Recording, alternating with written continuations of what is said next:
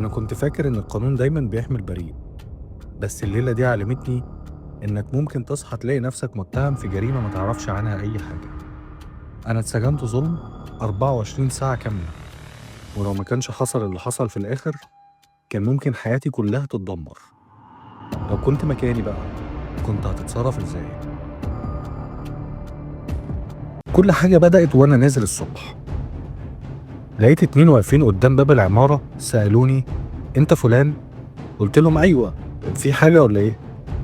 رد واحد فيهم ببرود كده: اتفضل معانا، في بلاغ متقدم ضدك، عايزينك في القسم. انا ما كنتش مستوعب بلاغ ايه وعن ايه، فركبت معاهم العربيه وقلبي كان بيدق بسرعه، كنت خايف. دخلت القسم لقيت واحد غريب بيزعق في وشي كده وهو بيقول: هو ده يا فندم، هو ده اللي نصب عليا. انا نصبت عليك؟ مفيش اي حاجه من اللي انت بتقوله ده. لقيت الضابط بيقول لي ان في اعلان اتنشر على موقع مشهور وحد باع للراجل ده حاجه مش موجوده ونصب عليه وخد الفلوس واختفى، والكارثه ان الرقم اللي اتسجل في الاعلان ده كان برقمي، كان الرقم ده متسجل باسمي. يعني حبسوني في القسم ومحدش كان بيسمعني، كنت بزعق واقول لهم: يا جماعه في غلط، في حاجه غلط، انا ما عملش كده. لكن كله كان ساكت ومحدش بيرد عليا، وكل الشك كان حواليا من كل ناحيه، ما كانش في حد مصدقني.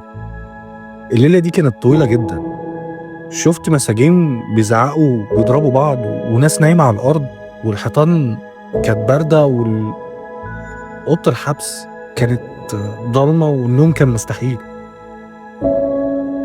الليلة دي كانت طويلة جدا، شفت مساجين شكلهم وحش وبيزعقوا وناس نايمة على الأرض، ناس شكلها غريب، ناس شكلها مرعب.